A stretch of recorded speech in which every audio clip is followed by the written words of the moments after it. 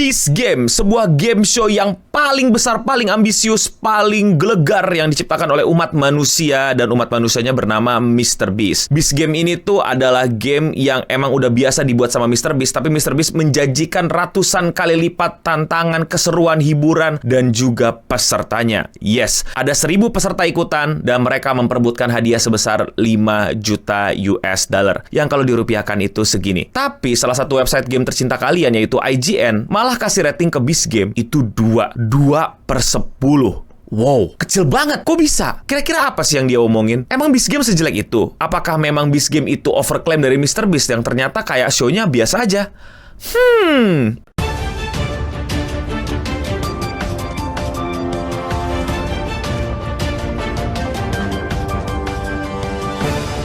Beast Game bisa didebatkan sebagai salah satu project paling ambisius Mr. Beast karena total project ini menghabiskan sekitar 100 juta US dollar yang kalau dirupiahkan itu segini. Nah, lu hitunglah kira-kira nolnya ada berapa, dan pernah kebayangin nggak kira-kira nol itu masuk ke rekening lu gitu. Tapi bener, ini adalah project Mr. Beast yang kelihatan banget menggelegarnya, niatnya, yang bener-bener kayak kelihatan banget pengen membuktikan sesuatu gitu. Pengen nunjukin bahwa dia bisa step up the game. Yang dimana kita tahu Mr. Beast di YouTube udah biasa bikin game-game kayak gini, kayak game yang ini. Are 100 sets of twins, and they're gonna compete for 250. Dan juga game yang cukup luar biasa kayak gini. And whichever one lasts the longest in this cube wins that $1 million for their. Dan dia mau ningkatin, mau scale up jadi 100 kali lipat di Beast Game. Gue pribadi udah nonton episode satunya dan menurut gue emang seru sih. Bayangkan 1.000 peserta itu ditantang untuk memperebutkan 5 juta dolar dengan berbagai macam cara yang cukup menegangkan, kayak Squid Game. Dimana ada permainan sepele tapi kalau misalnya lu gagal lu ngulang. Oh, they're running. Oh, he's going. He's going. Oh. Whoa. Atau lu disuap Mr. Beast untuk cabut duluan dan mendapatkan hadiah. When that timer starts, whoever touches the ground first will now receive $50,000. Dan bahkan sampai pengkhianatan dalam tim. What? No, it hasn't started yet.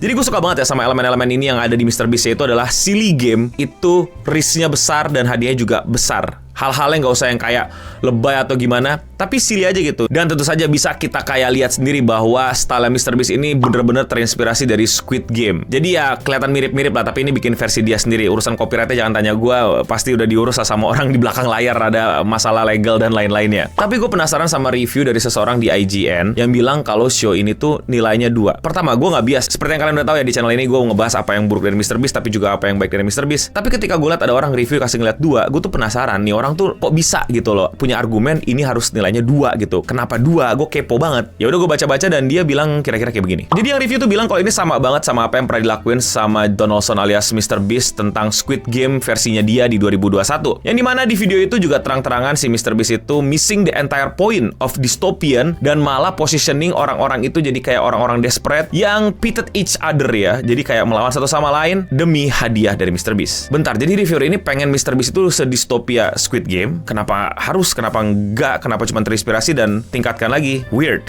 Terus dia bilang intinya ada the concerning allegation of sex harassment, chronic mistreatment, and more. Jadi ini acara jelek karena masih ada allegation atau dugaan bahwa ada tindakan-tindakan yang kurang tepat dilakukan pada saat proses syuting tersebut. Bahkan sampai ke PS. Dan memang kasusnya masih bergulir dan belum terang ketemu nih. Apakah ini kasus benar kesalahan Mr. Beast dan company-nya atau enggak? Dari sini gue bingung sebenarnya dia mau nge-review gamenya atau gimana. Mungkin aja gue yang salah ya. Again, menurut gue ketika ada sesuatu yang salah harus ada apa ya yang bertanggung jawab, harus ada perbaikannya gitu. Jadi kalau misalnya benar ternyata di Beast Game itu banyak yang kena mistreat, banyak yang kena treatment kurang baik, ya harus ada ganjaran dong, nggak yang cuman ya karena videonya bagus hasilnya ya udah tidak apa-apa, nggak boleh gitu. Tetap mesti dijelasin dan mesti ditegakkan keadilan. Tapi gue tuh suka bingung ketika ada video keluar gitu, apakah setiap unsur dari di belakang layar itu harus masuk ke review gitu. Maksud gue ini ya gue salah ngambil posisi atau gimana gitu. Kalau misalnya ada sesuatu yang buruk, let's say lah The Flash gitu yang bagaimana aktornya bermasalah, atau berbagai macam film lain gitu yang aktornya kena kasus. Jadi gimana kalau kita nge-review film tuh sebenarnya ya, atau nge-review sesuatu termasuk game show, yang bener tuh gimana sih? Apakah emang harus itu di-include atau enggak udah kita review sebagai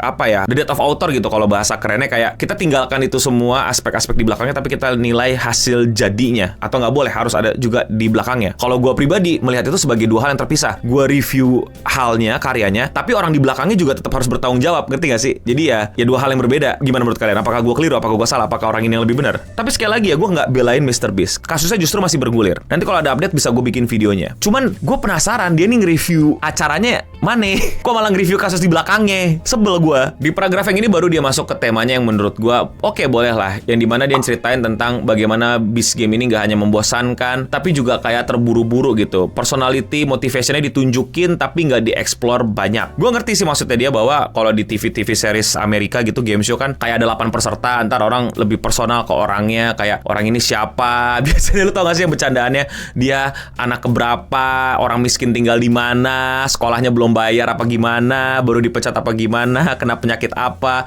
Kayak itu udah formula reality show di Amerika. Harus ada orang sedihnya, ntar harus ada orang yang lebih apa ya, nyebelinnya dan lain-lainnya, biar jadi ada connection gitu antara penonton dengan peserta gitu. Kayak lu rooting for dia gara-gara apa ya, relate atau lainnya gitu, which is fine. Dan menurut gue ini baru valid poinnya ya, karena emang di MrBeast itu gue lihat dimasukin, tapi kayak apa ya, bener-bener cuman orang lewat aja. Dan ini menurut gue juga tantangan sih, karena ada 1000 peserta di situ, 1000 orang di situ, lu bisa kenal berapa, bisa hafal berapa. Bahkan pakaian mereka sama dan cuma dibedain dari angka. Apalagi kalau orang yang nonton itu orang yang nggak biasa liatin muka-muka bule dengan berbagai macam variannya gitu, jadi lu nggak bisa bedain satu sama lain. Menurut gue itu adalah penilaian yang valid ya, karena memang itu kurang terasa. Tapi buat gue pribadi, gue nggak terlalu kayak orang yang apa ya, nge-rooting for someone gitu loh di 1000 ini, karena kayak udah kepikiran sama gue, gimana gue mau nge-rooting 1000 orang ini. Gue malah pengen lihat tantangannya sih, instead of 1000 orangnya ini. Itu gue. Tapi kalau kalian gimana coba? Mending ada deep relatable personality ke 1000 pesertanya, atau ngelihat tantangan-tantangan gilanya MrBeast? Dan problem paling besar yang menurut dia adalah MrBeast itu sendiri. Nah ini yang gue nggak tahu, apakah dia itu memang sebegitunya gak suka sama MrBeast, atau emang nggak nyaman aja sama MrBeast, which is fine ya. Kayak lu pernah nggak sih kayak penyanyi kayak terkenal banget, terus pas lu dengerin kayak gue nggak cocok deh gitu dengerinnya, which is fine gitu ya. Mungkin dia juga kayak gitu, tapi menurut dia tuh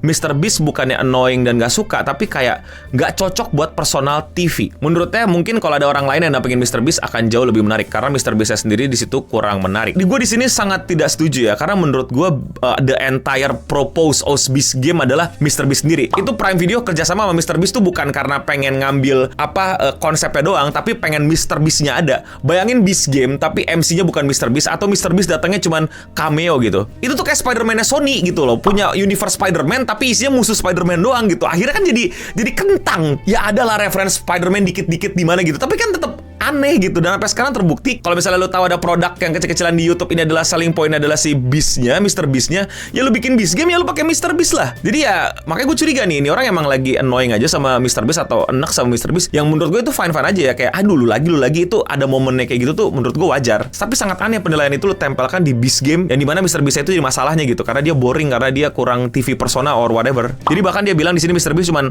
hype man for himself gitu. Ya kan Beast Game ini kan tentang MrBeast ya, lu gimana dong? Terus keputusannya intinya ini membosankan. MrBeast gagal bikin show-shownya yang di YouTube itu ke format yang lebih panjang, yang lebih reality show. Nggak ada investasi personal ke peserta, sangat melelahkan. Ya itu kritiknya dia ya. Tapi kritik itu bukan berarti nggak bisa dikritik. Nih gue bisa masuk nih pakai kritik, mengkritik kritiknya dia. Nah ini kan orang-orang Indonesia kan poinnya cuma sampai lu bikin sesuatu, gue kritik. Nah kritik gue nggak boleh dikritik nih. Kalau nggak lu anti kritik, ya itu emang kelihatan gitu umurnya baru berapa atau masa depannya bakal di mana endingnya.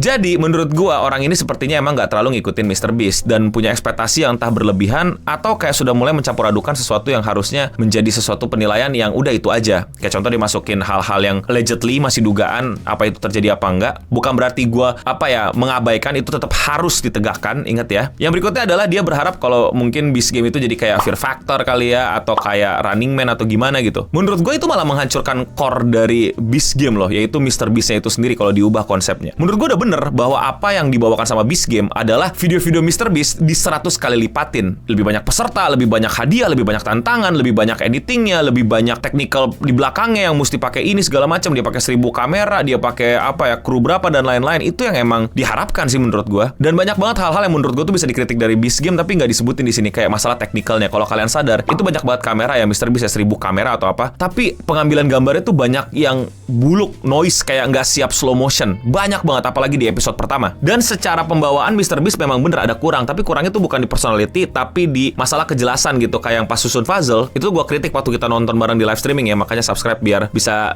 nonton-nonton seru-seruan sama gue secara langsung. Itu tuh dimana peraturannya nggak jelas. Ini tuh mesti disusun, terus kalau misalnya waktu habis asalkan nggak jatuh nggak apa-apa, atau 100 orang jatuh berarti selesai, mau jadi nggak jadi, atau lu mesti berhasil nyusun, kalau waktu habis nyusunnya nggak kelar, lu kalah. Itu nggak jelas banget waktu kita nonton. Gue nonton sama banyak viewers gue dan mereka juga bilang ini peraturannya nggak jelas dan baru dijelasin di behind the scene. Menurut gue itu adalah nilai buruk. Jadi kayak orang bilang kan, wah gue nggak ngerti Marvel, kenapa begini, kenapa begitu. Wah lu nggak nonton ini ya penjelasan direkturnya, bang. Kalau gue mesti nonton penjelasan direkturnya untuk ngerti sebuah film, itu film berarti ada poin gagal dong. Ya begitu juga dalam Beast Game. Nah itu menurut gue yang sayang banget dia nggak masukin, karena itu jelas-jelas mengganggu. Dan editannya yang berasa kayak banyak di corp, banyak di zoom. YouTube style-nya berasa banget, tapi banyak yang kepaksa. Kayak tiba-tiba mesti ke zoom, kayak tiba-tiba mesti ke stretch. Dan gue tahu penyebab apa. Penyebabnya adalah orang ini. Kenapa orang ini? Karena orang ini itu tuh pas syuting ada. Dan ini semua syuting terjadi sebelum kejadian aneh-anehnya dia. Dan sudah pasti untuk membuat brandnya jadi aman dan gak kena kasus, banyak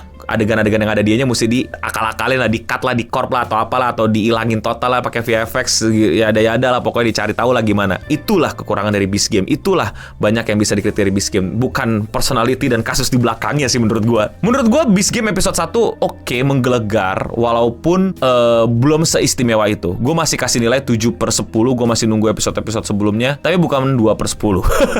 Tapi kalau menurut kalian udah nonton berapa? Coba komen di bawah. Kalau kalian suka sama pembahasan konten YouTube mendalam kayak gini dan kalian mau support gue, lakuin dengan sesimpel klik tombol subscribe di bawah. Sekian seputar internet episode kali ini. Gue Edo Bening pamit undur diri, dan untuk kita semua, stay clean and sound.